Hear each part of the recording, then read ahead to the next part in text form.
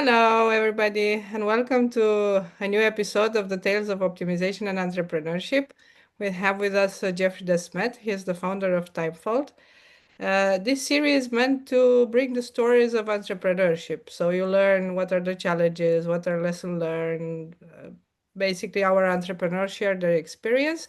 And we also have a short demo in which we want to show the non-technical part of optimization, so a broader audience can see the impact optimization has on our daily life. So Timefold, the company that Geoffrey founded, is offering services in complex scheduling and routing. They have a meta-heuristic open source solver, and they also offer models, so out of the box, that you can use for various problems. So Geoffrey, welcome, and I'll let you introduce yourself, the company, and a bit the story, because I remember you wrote an article about that, and it was quite a journey that we want to know more about. Yeah, thank you. So yeah, 19 years ago, I started an open source solver in my spare time. I was working as a researcher, and I had this idea when I saw somebody solving nurse rostering and how much work they had to do to get one of those meta-heuristics working with what we call incremental score calculation. Maybe a bit in depth, or maybe out of scope for this session. Anyway, I've built that open source solver. I did that for 7 years in my spare time, added documentation, unit testing, and things like that. And then by then, that was 2013.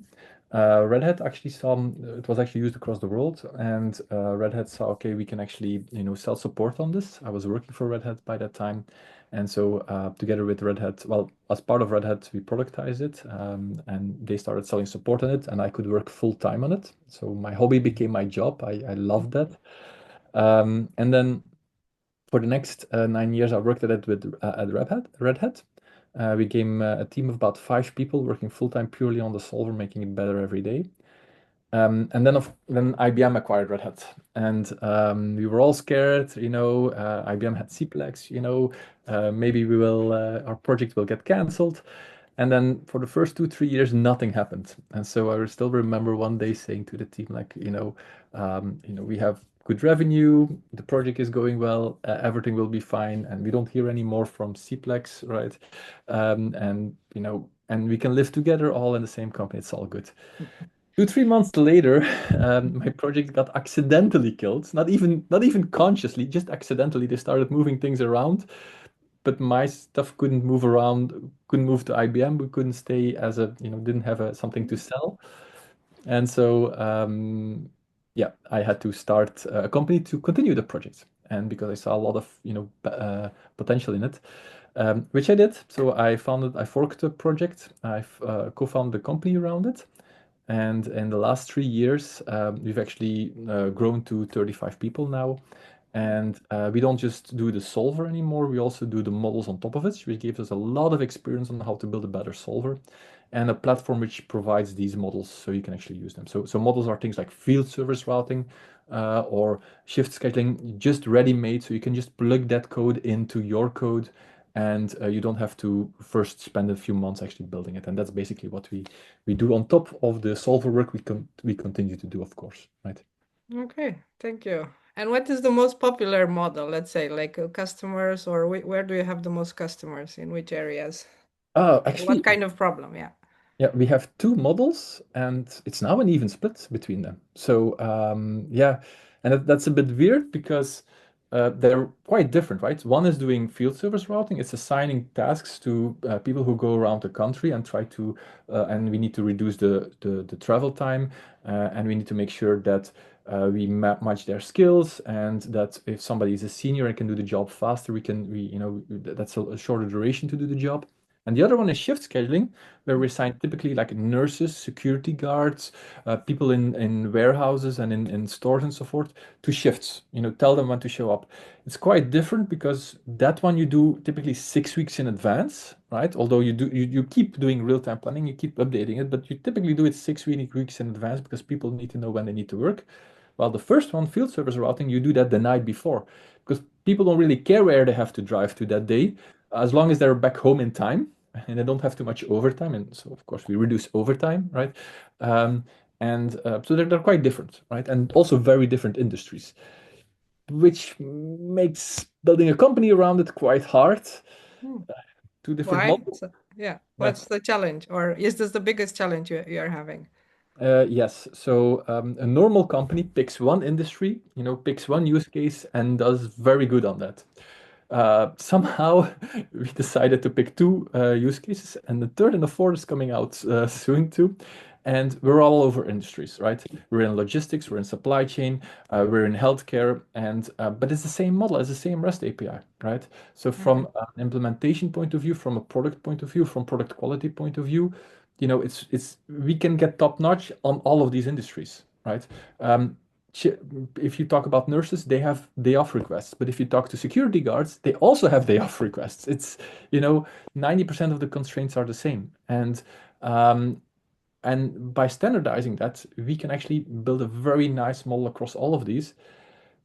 But of course, to bring that into the market, that's a bit more difficult because, nurses and security guards have a very different way of saying things, as you can imagine. So it's about formulating requirements, but also about how you advertise because it's different audiences, right? So you need to speak different ways, right? Or Yes. yeah, Yeah, okay. and that's a big challenge for us. Like, I'm very easy to admit that. Okay, so then what is the biggest learning in the last 3 years? Something that you want to share being an entrepreneur, do it or not? Or what's your position about starting your own company or software or Yeah, so biggest learnings. First of all, the market of planning optimization, of scheduling optimization is huge, right? It's I always make the story you walk into an airport and it's just full of planning problems. But if you walk into a railway station, any factory, a hospital, it's full of scheduling problems. mm, And scheduling problems, these affect people's lives, right? These affect the skilled human workforce working there. And typically, the problem with the skilled human workforce is there's too few of these people who want to do these jobs. Especially nurses is the most perfect example. Nurses, there's too few of them, and they leave the industry quite fast because the work-life balance is extremely hard. So if we can just improve their lives a little bit, and actually we can do it a lot by automating their scheduling, by optimizing their schedules, right? We see, for example, day off requests being accepted 50% more than with manual planning. The impact on the employee retention is huge. The impact on their lives is huge, right? And so that's for me, I think, the biggest learning overall that um, this is everywhere. The potential of operation research is huge, right? And at the same time, we're completely failing it as an operations research community. It's not mainstream. It's in a, it's some people are experts in it. It's a small group who are expert in it, and from the outside, from the business people who look at us, right, and say, okay, I want to use this technology. What is the problem? Well, we say it has huge return on investments, right? Which is true, right? I've literally been in cases that save hundreds of millions of dollars a year, right? So our technology is worth a lot of money, right? The operation research in general, right? yes. At the same time, these projects tend to take months, years even, right? And they Mm, have a very high risk failure. So if you, as a decision maker, want to lose your job, investing in OR is a really good way to potentially lose your job because the project might fail. It's going to cost your company a lot of money. So people actually lose their jobs on these failing projects, right? So I really think and that's really what we're trying to do. We need to fail much faster so the investment is much less, right? Um, if you try any of the other software tools, in like a few weeks, you can know if this will work or not, mm, right? And if it fails, you stop it, and nobody loses their job, right? And here, so in operation research, if you say I want to do certain cases, you have to spend 6 months building the model, another 6 months to actually make it work at scale, mm. right? And then maybe it doesn't, and so I think that's the big thing to change. And that's what we're doing with these out of the box models, right? Okay. Yeah. Anything else we need to do to make operation research or let's call it mathematical optimization more popular? Because as you said, like it really impacts our life, but so many few people know about it, and then the people who know about it don't trust it, as you said. So what else can we do? Or can we do something? Yeah, so the big problem is when so what happens right now is you have three parties, right? You have the users or management who have certain requirements, right? Who say, I want, for example, that no that when somebody asks a day off request, that they get that, right? And then you have the engineers, and then you have the operations research scientists, right? The operations research scientists, they write this in mathematical formula often, right? And then it goes to the engineers, and they cannot read this. But the engineers need to put the application in production, make sure it keeps running, make sure there's a nice UI in front of it, right? So you have three parties trying to talk to each other. Now, the management or the users, they don't really understand what's going on there, but what they do see is that, it doesn't get delivered, right? Because there's miscommunication. Now, for simple constraint, that's not the case, right? Like in day of request, everybody will get that. But when you start dealing with things like I need to I need to do a stop at A and then at B, but I need to have a lunch break at 12 o'clock, so the stop at B might be delayed a little bit. But I also have to, for example, I can only go to stop B in the afternoon. So if I arrive too early, I need to wait for that stop. But if I have enough time to take my lunch, I will take it before it. And if not, I will take it after it. You can imagine trying to explain this. Maybe it's not really understandable anymore when I try to explain it right now. When you try to explain this to the engineer and then to the data scientist, right? And then what you get back often doesn't really do what you want it to do, right? And here's the problem. The bar is extremely high, right? If you deliver a solution which does 99% of the hard constraints, and you break one of the soft constraints, one of the hard constraints, 1%, 1 or 1%, right? It's 100% useless. So it's very binary on that level, right? Either you make it or you don't. And if you don't make it, they reject it. They can keep doing manual scheduling or keep scheduling in Excel or with their old algorithm, and you don't make the progress, the whole project fails, right? So that feedback loop of getting everything right and getting everything high quality is extremely important. And yeah, Extremely therefore, hard. yes, and that's why.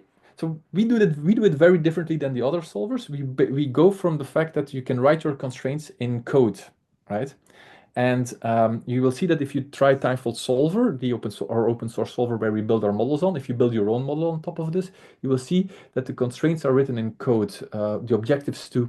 And that basically means you can reuse existing code, but it also means that an engineer can read it. And this really improves the whole communication cycle throughout the whole thing. Okay, wow, that sounds good. So I'm curious now to see the demo. I know you're not going to show us code and technical, but let's have a look. Yeah. Yeah. Yeah. How does the product look like? What problem are you going to show us? Yes, yes, sounds good. Let me see if I can share my screen here. I will share this one, I think. Yes. So, maybe I first want to show the solver very, very quickly before I actually go to the. So if you go to solver.timeful.ai, you will see this is the open source solver. And if you are, a developer, you can use this. And that's all I will show of this because we want to focus on what you can actually use. Now, what we have is we have here two models. You can see them, employee shift scaling and field service routing. And when I click on any of these, you will see that I have a number of runs that I ran. And I can now look at any of these runs, see their score and so forth, but I also can start comparing them. So for example, here I have two runs, one of minimum distance and one of minimum travel time. And if I compare these, you can see that I've now optimized a vehicle routing problem. And in one case, for the same data set, I actually minimized the travel time, and one on the I minimized the distance. So now you can actually see that on the travel time, on the left one is of course the best travel time. The other one has 27 hours more. So that's extra, less productivity loss that you have on the right one. But it also reduces the left one actually reduces the distance, and because it reduces the distance, the right one, that means that it's actually using less fuel consumption. So that's good for the environment, right? So depending on what you favor, you can actually have both of these on and weight them against each other. But there's 50 constraints like that, not two, right? And so that's basically what our models allow you to do. You pick and choose which constraints you want to have active, and we run those. Now, to give you a quick demo how this looks from a user's point of view, Yeah. here we have a demo. What I'm going to do is I'm going to start with a number of electricians, as you can see here, right?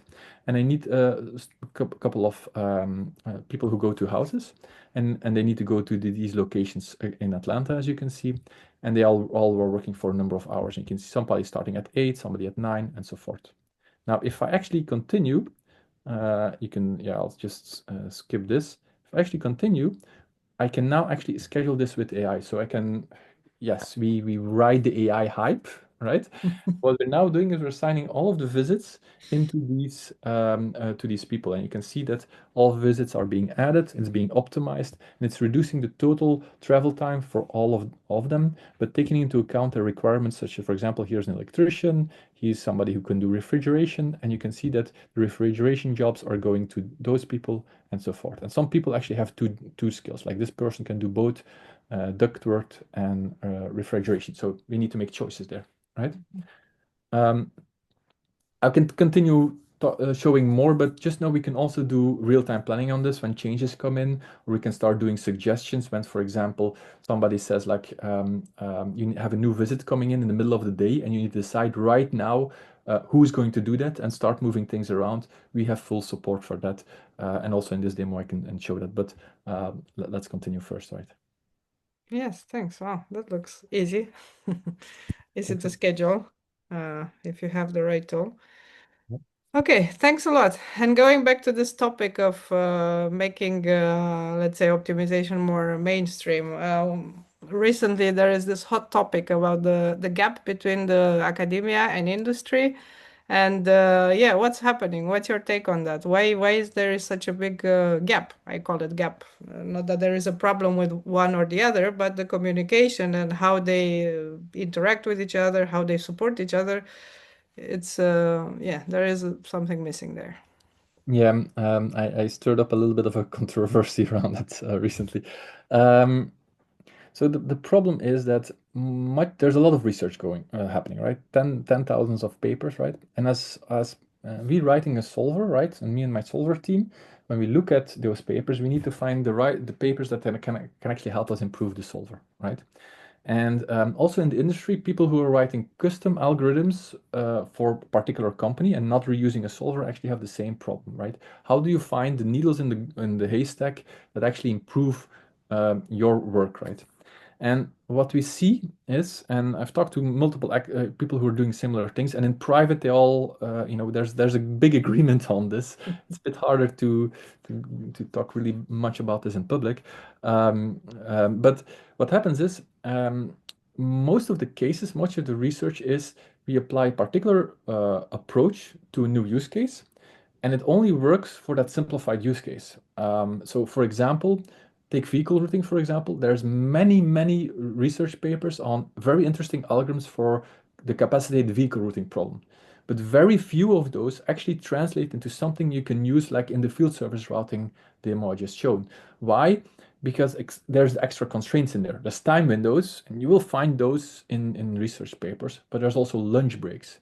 There's skill requirements. The fact that if you have a particular skill at a particular level, the duration of the work actually gets reduced, right? And many of these algorithms presume that all of the vehicles have the same capacity, or all of the vehicles of the time windows are very similar, right? Or they don't skills. We don't need that, right? And if you apply these algorithms, they don't work, right? So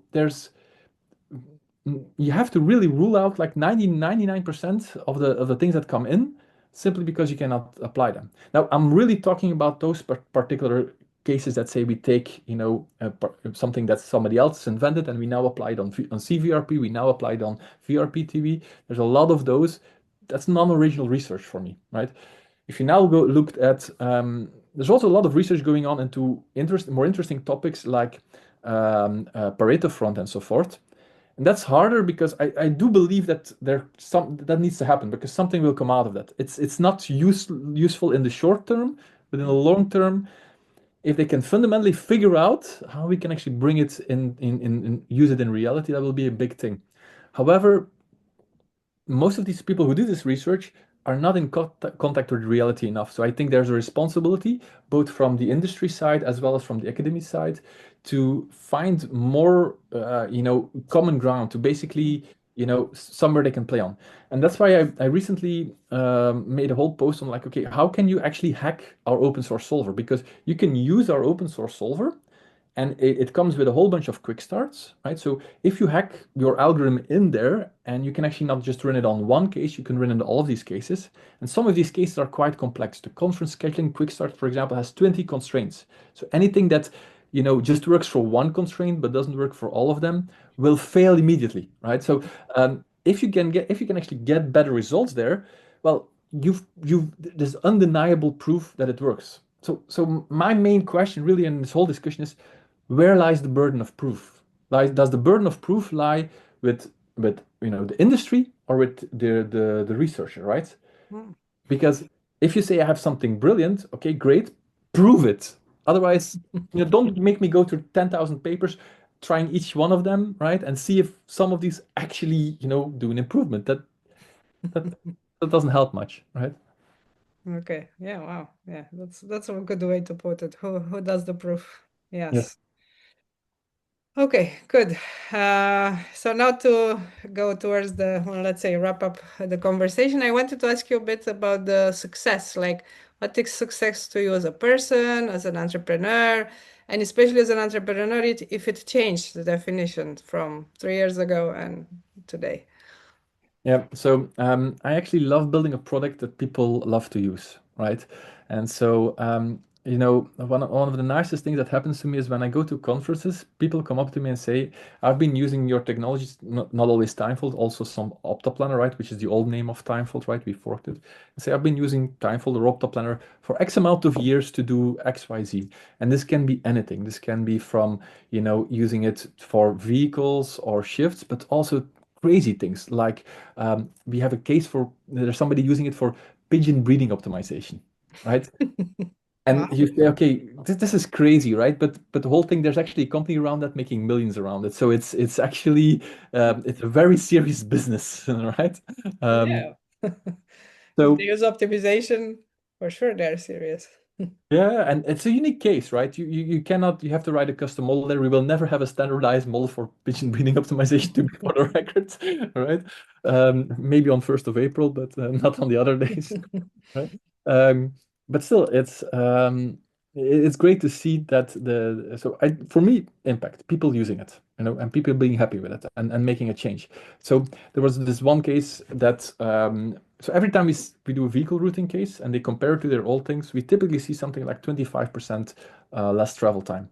But that also reduces their distance that they drive and the fuel they don't consume, right? So they consume less. And so in this one particular case, we were doing it with 50,000 vehicles, and the fuel consumption on that was more than 10 million kilograms of CO2 emissions. Oh, And if you have an idea, I live in Ghent, which is a city of about 300,000 people. That's about 3,000, sorry, 3 million that they CO2 emissions that they do. So it's three times the city I live in that they per year, emit less. So that's a huge thing, right? yeah, it is. But it's Okay. not visible, and it's nobody sees this. Even the people driving around don't see it, right? But you do see it in the numbers. It just it's immediately clear, Mm. right? Yeah. That makes you feel good that you Yes. contributed. Yeah. Yes. Yeah. Absolutely. Okay. Yeah, that's a good definition of success, creating impact and value and saving the planet on the top Yeah. of that. Well, it won't. The regrettable thing is it will reduce the fuel consumption. They will never, you can never go to 100% less, right? You will go to 25% less. It buys us time as a planet, and I think that's hopefully a lot already, right? Yes, if everywhere you'd reduce 25%, that's a lot. Yeah. And that's a good start for sure. Yeah. Yes. Uh, Okay. Is there anything that you want to share with the audience, something we didn't talk and you think, oh, they need to remember this from me, if you want to share something?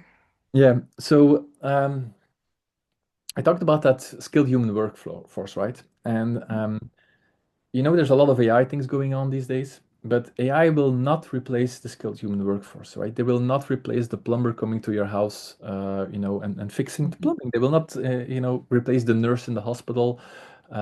Never, right? But what we can do with operations research, or we used to call it planning AI, or we still, right, with operation research, what we can do is we can improve their lives, right? And we can improve their service because if we schedule them better, right, they have more time per patient. And we can also take into account their preferences when they don't want to work, who they don't want to work with, who they want to work with. Very important for work-life balance. Um, my mom was working at a supermarket. I still remember that quite vividly, right?